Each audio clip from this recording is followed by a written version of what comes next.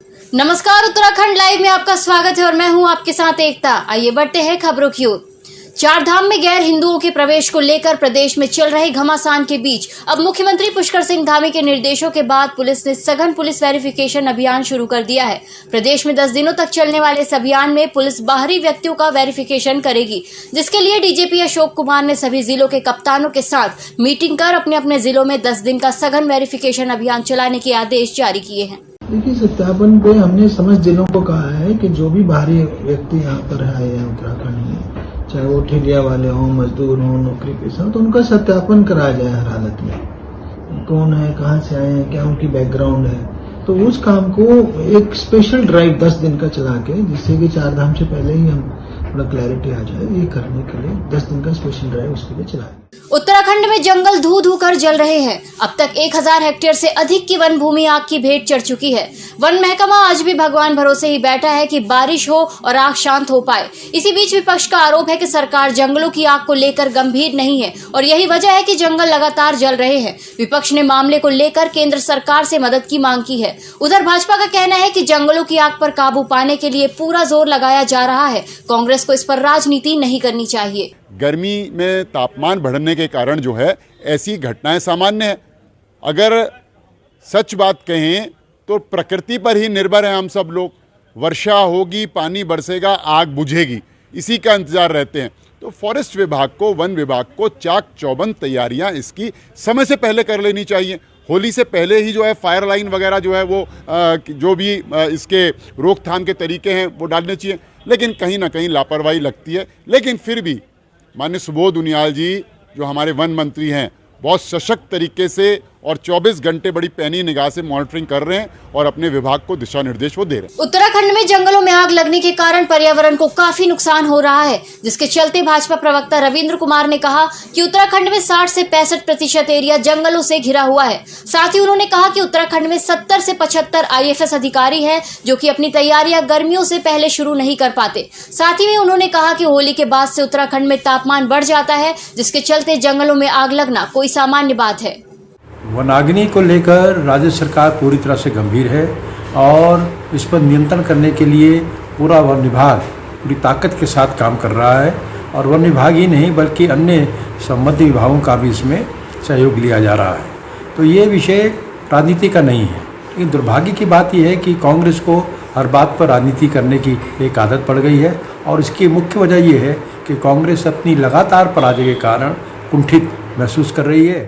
अगर निजी कार्य आपकी प्राथमिकता है, वन मंत्री जी से कहना चाहती हूँ, सुबोध उनियाल जी से, कि अगर आपके निजी कार्य आपकी प्राथमिकता है तो फिर आपको जिम्मेदार पदों से इस्तीफा दे देना चाहिए या इनको स्वीकार ही नहीं करना चाहिए, क्योंकि ये पूरे राज्य का मामला है, हमारी वन भूमि का मामला है। पूरे नॉर्दर्न इंडिया को ऑक्सीजन कवर देते हैं हम लोग जो है, जो आज खुली हवा में पूरा उत्तरी भारत सांस ले पा रहा है, वो उत्तराखंड के वन आच्छादित प्रदेश होने की वजह से है और उसको इतनी बड़ी चोट पहुंच रही है, डेंट पहुंच रहा है। पता नहीं आपका मन भी मुंबई में कैसे लग रहा है और आप एक आध दिन के लिए नहीं, सुनने में आया है कि आप 10-15 दिनों के लिए गए हुए हैं। ऐसा कौन सा निजी काम है जो 15 दिन के अंदर पूरा नहीं हो पाता है? लानत है ऐसे वन मंत्री। रुड़की नगर निगम में आयोजित बोर्ड की बैठक काफी हंगामेदार रही, जहां पार्षदों ने अपने सभी प्रस्तावों को पास कराने की अनुमति दी, तो वहीं मेयर गौरव गोयल के किसी भी प्रस्ताव पर मुहर नहीं लगने दी और पार्षदों ने जोरदार हंगामा करते हुए बोर्ड की बैठक को बीच में ही खत्म कर दिया। जिसके बाद मेयर ने पार्षदों सहित पूर्व MNA और SNA पर मिली भगत कर करोड़ों रुपए के घोटाले का आरोप लगाते हुए कहा कि ये लोग रुड़की का विकास नहीं चाहते और अपनी मनमर्जी से कुछ लोगों को लाभ देने का प्रयास कर रहे हैं, जो वो कतई नहीं होने देंगे और इसके लिए वो जल्द ही कोर्ट का दरवाजा भी खटखटाएंगे।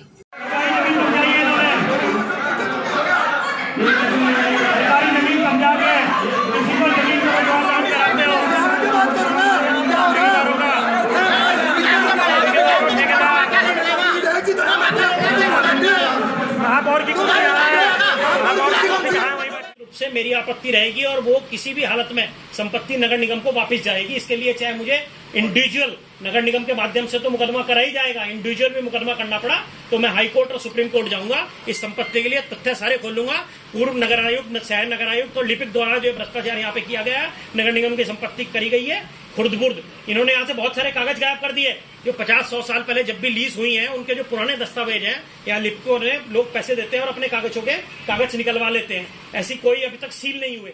उत्तराखंड राज्य सरकार के 1 महीने का कार्यकाल पूरा होने पर नेता प्रतिपक्ष यशपाल आर्य ने राज्य सरकार पर निशाना साधा है। हल्द्वानी में आज मीडिया से मुखातिब होते हुए नेता प्रतिपक्ष यशपाल आर्य ने कहा कि सरकार का 1 महीने का कार्यकाल बेहद निराशाजनक है और राज्य के विकास के लिए सरकार के पास कोई रोड मैप नहीं है। यदि रोड मैप होता तो राज्य के अंदर बिजली कटौती और पेयजल किल्लत नहीं होती। 1 माह का कार्यकाल भारतीय जनता पार्टी सरकार पूरा करने जा रही है और निश्चित रूप से 1 महीने में देखने को मिला है कि कोई रोड मैप नहीं है, कोई ठोस कार्य योजना नहीं है, दिशाहीन है। देखिए, मैं लगातार आपके प्रमुख चैनलों के माध्यम से कहता रहा हूं कि जंगल तबाह हो चुके हैं, खाक हो चुके हैं, राख हो चुके हैं, करोड़ों की संपदा खत्म हो चुकी है। जहाँ जहाँ सड़कें बन रही हैं वो सड़कें उखड़ती जा रही हैं, गुणवत्ता की ओर किसी का ध्यान नहीं है। मैं देख रहा था एक अधिकारी का ऑडियो, वो कह रहे हैं कि हमारे पास स्टाफ नहीं है, हमारे पास कर्मचारी नहीं है, हमारे पास इंजीनियर्स नहीं है। तो इसके मायने क्या हैं? अगर कर्मचारी अधिकारी नहीं तो सड़कें ऐसी गुणवत्ता विहीन सड़कें बनेंगी? ये प्रश्न है बहुत बड़ा।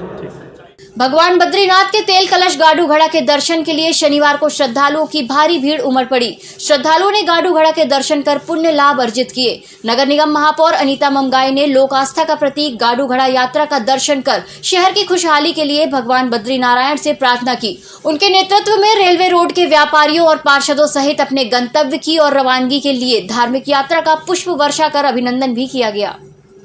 निश्चित तौर पे हम सभी बड़े सौभाग्यशाली हैं कि पवित्र गाडू घड़ा तेल कलश यात्रा जो वर्षों से चली आ रही है, जितने मान्यता 4 धाम यात्रा की है उससे पहले गाडू घड़ा कलश यात्रा की भी है।